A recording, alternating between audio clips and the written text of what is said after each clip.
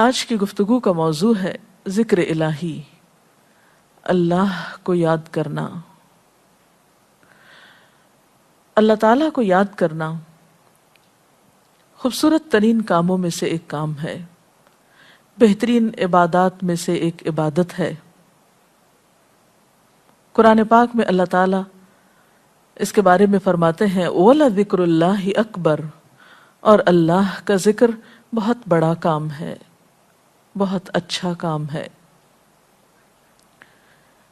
حقیقت یہ ہے کہ انسان جس چیز سے محبت کرتا ہے اس کو ضرور یاد کرتا ہے، اس کا ذکر کرتا ہے، دل ہی دل میں بھی اور زبان سے بھی، کیونکہ جس چیز کی محبت انسان کے دل میں ہوتی ہے وہ چیز زبان پر آ کر رہتی ہے۔ یہ ہو نہیں سکتا کہ ہم اللہ تعالیٰ سے محبت کرتے ہوں، دل میں اس کو یاد کرتے ہوں، پھر زبان سے اس کا ذکر کرنا بھول جائیں۔ ذکر الہی تو بندہ مومن کی زندگی میں غیر محسوس طریقے سے شامل ہو جاتا ہے۔ اس کی اس طرح عادت ہو جاتی ہے کہ انسان اٹھتے بیٹھتے چلتے پھرتے تنہائی میں سب کے بیچ میں بیٹھ کر اپنے رب کو یاد کرتا رہتا ہے، دل ہی دل میں یا زیر لب۔ وہ اپنے رب کو کسی حال میں بھی نہیں بھولتا، اور بھولے بھی کیوں؟ اس لیے کہ اس کی ذات پر رب کے احسانات ہر ایک سے بڑھ کر ہیں۔ اس کی نگاہیں ہر طرف رب کے کمالات دیکھتی ہیں، وہ ہر طرف رب کی نعمتوں کو دیکھ کر سرشار ہوتا رہتا ہے۔ وہ جس طرف بھی نظر اٹھاتا ہے وہیں اس کو رب کی قدرت اور تخلیق نظر آتی ہے۔ اپنے سامنے، دائیں بائیں، اوپر نیچے، ہر طرف زمین آسمان، جو کچھ بھی بنا ہوا ہے، جو کچھ بھی پھیلا ہوا ہے، وہ سب اس کے رب کا بنایا ہوا ہے۔ پھر وہ اس رب کو کیسے بھلا سکتا ہے؟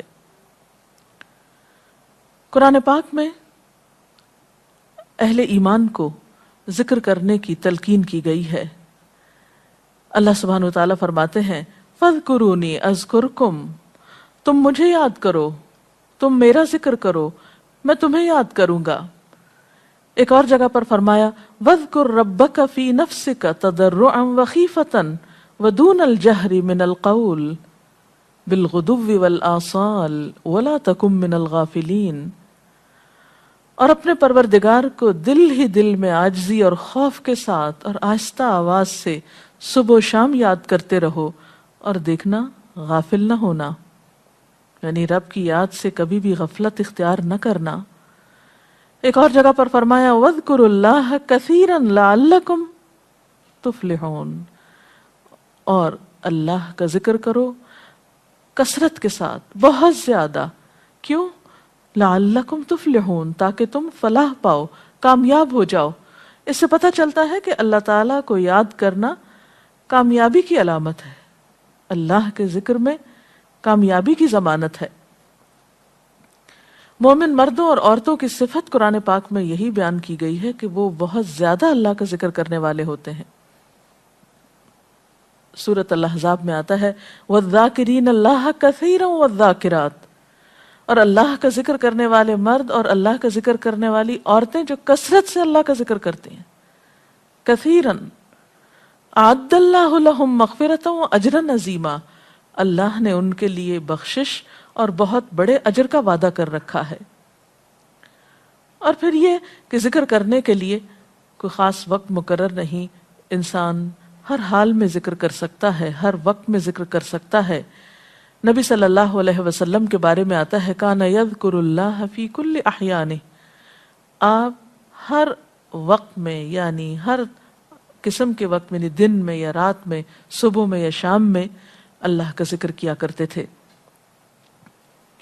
حدیث پاک میں آتا ہے، حضرت ابو موسیٰ اشعری سے روایت ہے مثل الذی یذکر ربہ والذی لا یذکرہ مثل الحی والمیت، رواہ البخاری۔ آپ صلی اللہ علیہ وسلم نے فرمایا اس شخص کی مثال جو اپنے رب کا ذکر کرتا ہے زندہ انسان کی طرح ہے، اور اس کی مثال جو اپنے رب کا ذکر نہیں کرتا مردہ شخص کی طرح ہے۔ گویا ذکر کرنے والا اور نہ کرنے والا ان دونوں کے درمیان اتنا ہی فرق ہے جتنا ایک زندہ اور مردہ انسان میں فرق ہوتا ہے. اور یہ فرق کتنا بڑا ہے. یعنی انسان تو وہی ہوتا ہے، لیکن زندہ انسان میں اور مردہ انسان میں زندگی اور موت کا فرق ہے. بالکل اسی طرح جو شخص اپنے رب کو یاد کرتا ہے، اس کا ذکر کرتا ہے، اس کے اندر ایک زندگی ہے، اس کے اندر ایک خاص خوشی ہوتی، اطمینان ہوتا ہے. اور وہ جو نہیں کرتا اس کا دل مردہ ہوتا ہے، اس کے اندر زندگی کی کوئی امنگ نہیں ہوتی.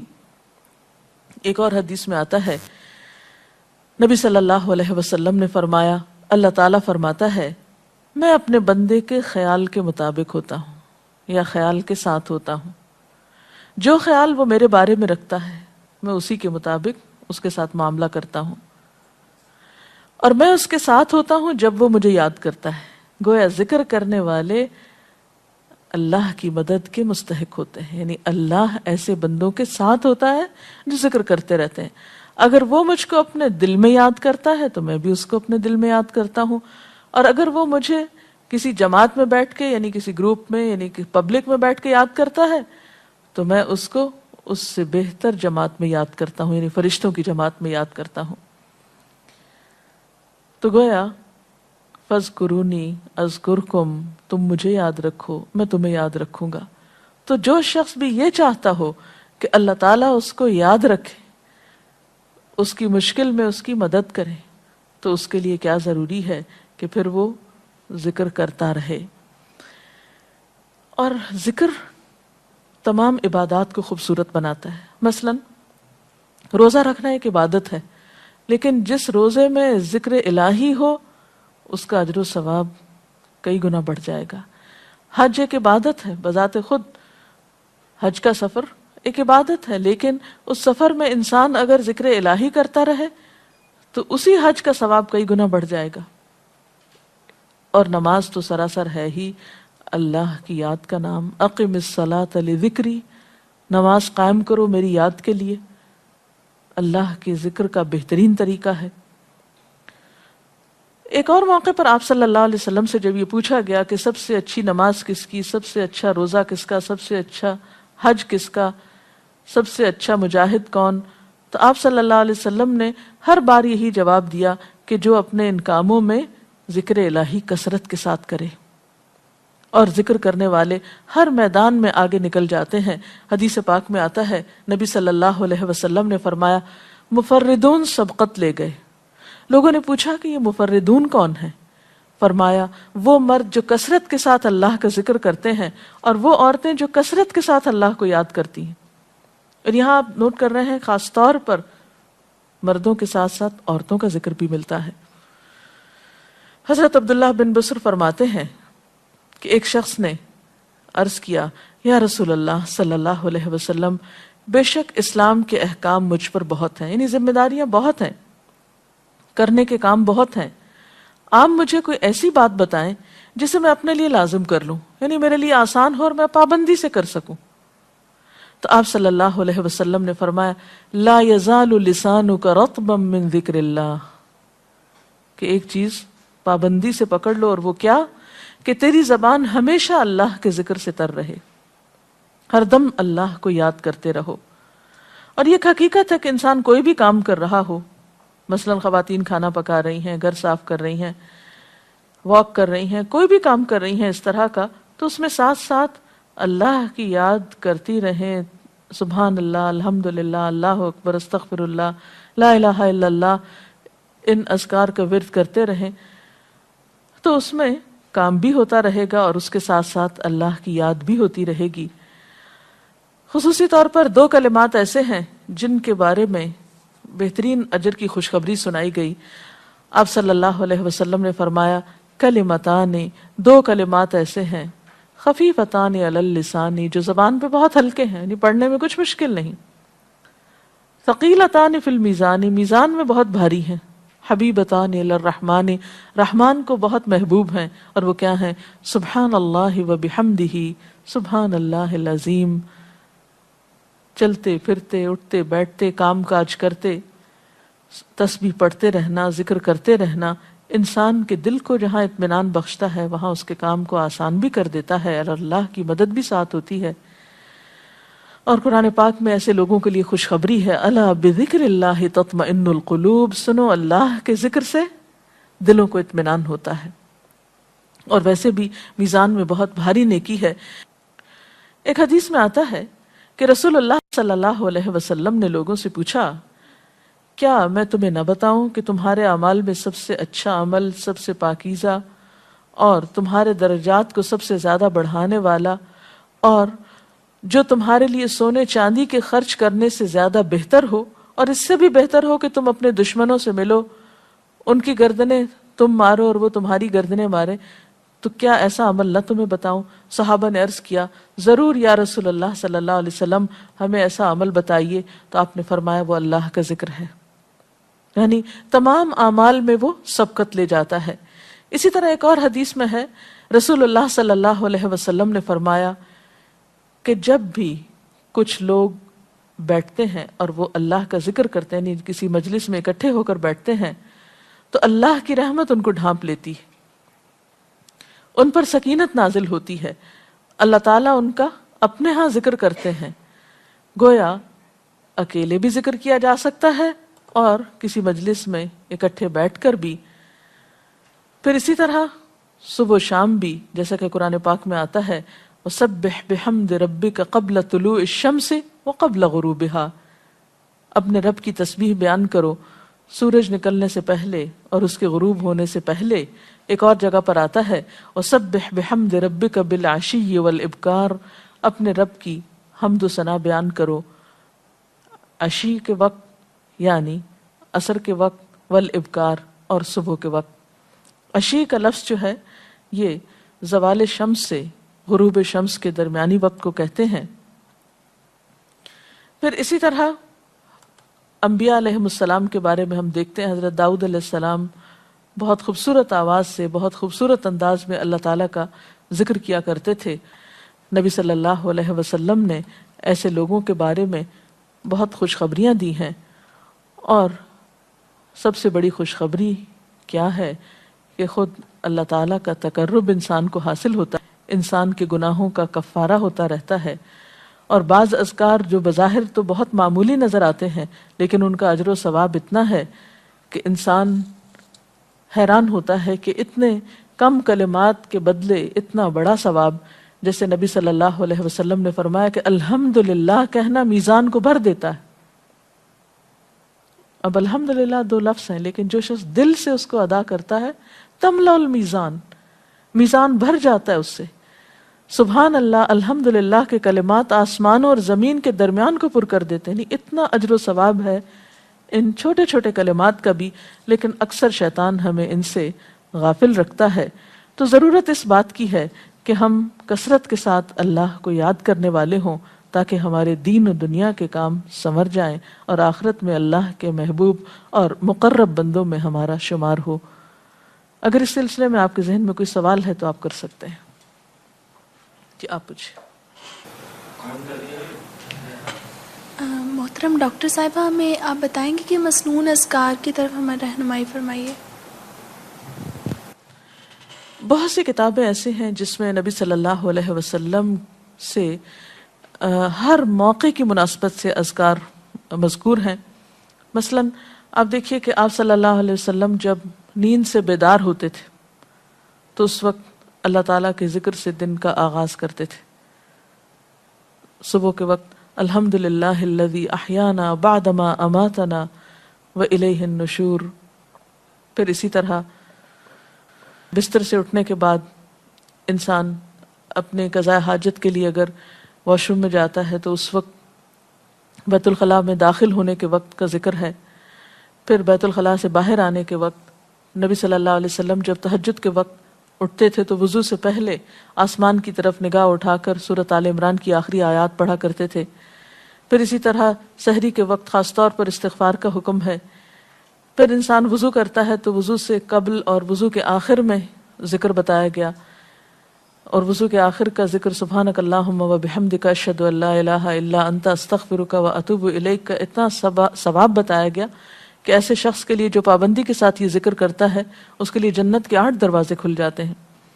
پھر اسی طرح جب انسان گھر سے نکلتا ہے مسجد کی طرف جاتا ہے مرد حضرات، تو گھر سے نکلنے کے وقت کی دعا ہے، پھر اسی طرح راستے میں پڑھنے کی، پھر مسجد میں داخل ہونے کی، پھر مسجد کے اندر، پھر مسجد سے باہر نکلتے وقت، پھر دوبارہ گھر آتے ہوئے بازار سے اگر گزرتا ہے تو اس وقت کا ذکر ہے، پھر گھر میں داخل ہونے کا ذکر ہے، پھر اگر کچھ کھا رہا ہے انسان تو بسم اللہ پڑھ کر کھانے کا آغاز کرتا ہے اور الحمدللہ کے ساتھ پھر اختتام کرتا ہے، پھر اسی طرح چھینک آنے پر ذکر ہے، پھر مرغا اگر آزان دیتا ہے تو اس وقت کا ذکر ہے، پھر مؤذن کی آزان سن کر انسان اس کو جواب دیتا ہے، اس کے بعد کا پھر ذکر ہے، پھر اسی طرح انسان کسی کے ساتھ جب معاملہ کرتا ہے، کہیں وعدہ کر رہا ہے تو اللہ کو یاد کرتا ہے انشاءاللہ کہہ کے، پھر اسی طرح کوئی اچھی چیز دیکھتا ہے ماشاءاللہ کہتا ہے، کہیں استغفر اللہ کہتا ہے۔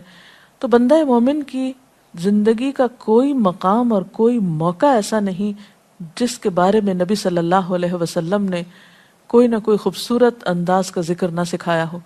حتیٰ کہ انسان شام ہوتی ہے تو پھر صبح شام کے اذکار ہیں، پھر اسی طرح ہر نماز کے بعد کے اذکار ہیں، تسبیحات ہیں، پھر بستر میں جاتے وقت کی دعا ہے، پھر اسی طرح اگر آپ کسی بیمار کی عیادت کرنے کے لیے گئے ہیں تو اس وقت کی دعا ہے، اگر کوئی بیمار ہو جاتا ہے تو اس کے اوپر پڑھی جانے والی دعائیں ہیں۔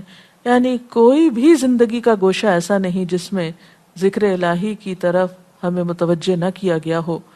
اور حقیقت یہ ہے کہ انسان جب دنیا سے رخصت ہوتا ہے اور اگر لا الہ الا اللہ پر اس کی موت آتی ہے تو انشاءاللہ اس کے لیے بشارت ہے جنت میں جانے کی، لیکن یہ اسی وقت ہو سکتا ہے جب ہم اپنے عام حالات میں ذکر کے عادی ہوں۔ یہ نہیں ہو سکتا کہ عام طور پر ہم غافل رہیں اور اچانک موت کے وقت ہمیں یاد آ جائے۔ اور بات یہ ہے کہ جس خیر پر انسان دنیا سے رخصت ہوتا ہے اسی پر پھر قیامت کے دن اٹھایا جائے گا، اس لیے ذکر کو اپنی عادت میں شامل کر لینا چاہیے۔ جی آپ پوچھیے۔ ذکر اور دعا میں کیا فرق ہے؟ کیا دعا بھی ذکر میں شامل ہے یا ذکر اور دعا دو مختلف چیزیں ہیں؟ ذکر اور دعا دونوں ایک ہی چیزیں ہیں۔ ذکر کا مطلب ہے اللہ کو یاد کرنا۔ بعض اوقات انسان صرف دل میں یاد کرتا ہے، زبان سے نہیں بھی دہراتا تو وہ بھی ذکر شمار ہوتا ہے۔ بعض اوقات انسان کوئی مسنون کلمات کہتا ہے، بعض اوقات اللہ تعالیٰ کی تعریف اپنی زبان میں بیان کرنا، یہ بھی ایک طرح سے ذکر کرنا ہوتا ہے۔ اور دعا میں خاص طور پر کسی چیز کا مطالبہ کیا جاتا ہے، یہ کچھ مانگا جاتا ہے اللہ تعالیٰ سے۔ یعنی ہر دعا ذکر ہے لیکن ہر ذکر دعا نہیں ہوتی۔ ذکر کی کئی قسمیں ہیں جن میں سے ایک دعا بھی ہے۔ جی آپ پوچھیں۔ کیا ذکر کے لیے ہر وقت باوضو رہنا ضروری ہے؟ ذکر کے لیے ہر وقت باوضو رہنے کی شرط نہیں ہے۔ قرآن پاک میں اللہ تعالیٰ فرماتے ہیں الذین یذکرون اللہ قیاما وقعودا وعلی جنوبہم وَيَتَفَكَّرُونَ فِي خَلْقِ السَّمَاوَاتِ وَالْأَرْضِ رَبَّنَا مَا خَلَقْتَ هَذَا بَاطِلًا سُبْحَانَكَ فَقِنَا عَذَابَ النَّارِ۔ وہ لوگ جو اللہ کو یاد کرتے رہتے ہیں کھڑے ہو کر، بیٹھ کر، لیٹ کر، اپنے پہلوؤں پر، اور کائنات میں غور و فکر کرتے رہتے ہیں، کہتے ہیں کہ پاک ہے تو اے ہمارے رب، ہمیں آگ کے عذاب سے بچا۔ تو اس سے یہ پتہ چلتا ہے کہ انسان بیٹھ کر، چلتے پھرتے اور لیٹ کر بھی اللہ کو یاد کر سکتا ہے۔ اب لیٹنے کی حالت ایسی جس میں سونا بھی شامل ہے، تو سوتے ہوئے اگر انسان ڈر جائے یا کوئی برا خواب ہے تو اس وقت بھی ذکر کرنا، مسنون ذکر موجود ہے۔ یعنی اس وقت بھی نبی صلی اللہ علیہ وسلم نے دعا مانگنے کا طریقہ بتایا کہ اب کیا پڑھو، تاکہ تم اس خواب کے خوف سے، اگر کوئی ناپسندیدہ خواب ہے تو اس سے باہر آ جاؤ۔ تو اب آپ دیکھیں کہ سو کر تو وضو باقی نہیں رہتا، اور اگر اللہ کی یاد کے ساتھ ہر وقت باوضو ہونے کی شرط ہوتی تو پھر تو شاید ہی کوئی ذکر کر سکتا ہر وقت، کیونکہ ایک مشکل کام ہے۔ وضو نماز کے لیے شرط ہے، نماز وضو کے بغیر نہیں ہوتی، لیکن ذکر آپ وضو کے بغیر کر سکتے ہیں، اور اس میں درود شریف بھی شامل ہے، آیت کریمہ بھی شامل ہے۔ ہاں افضل ہے اگر آپ کو توفیق اللہ نے دی کہ آپ وضو کے ساتھ ہیں اور وضو کے ساتھ ذکر کریں، لیکن اگر باوضو نہیں ہے تو ذکر سے آپ کو کوئی چیز روک نہیں سکتی، الا یہ کہ آپ بیت الخلاء میں ہیں، اس وقت ذکر نہیں کرنا چاہیے۔ ادروائز آپ عام روٹین کے نارمل کاموں میں اللہ تعالیٰ کو یاد کر سکتے ہیں، خواہ وضو سے ہوں یا بغیر وضو کے ہوں۔ جی آپ قرآن پاک جو ہم پڑھ رہے ہوتے ہیں تو کیا ضروری ہے کہ ہم بہت پراپرلی بیٹھ کر پڑھیں یا ہم ٹیک لگا کے یا ہم اپنے بستر پہ بھی پڑھ سکتے ہیں؟ افضل تو یہی ہے، پسندیدہ یہی ہے کہ انسان باادب بیٹھے، لیکن اگر آپ قرآن پاک کا کچھ حصہ زبانی یاد کیے ہوئے ہیں، کچھ صورتیں ایسی آپ کو آتی ہیں اور آپ چلتے پھرتے ان کی دہرائی کرنا چاہتے ہیں تو ایسا بھی کر سکتے ہیں۔ اجتماعی ذکر کی کیا کیا صورتیں ہو سکتی ہیں؟ اجتماعی ذکر میں قرآن پاک کا پڑھنا، پڑھانا، سیکھنا، سکھانا، اس کو یاد کرنا، یہ تمام چیزیں آتی ہیں۔ اس کے ساتھ ہی آج کا پروگرام کا وقت ختم ہوتا ہے، اجازت چاہتے ہیں۔ السلام علیکم ورحمۃ اللہ وبرکاتہ۔ اللہ اکبر، اللہ اکبر، لا الہ الا اللہ، اللہ اکبر، اللہ اکبر وللہ الحمد۔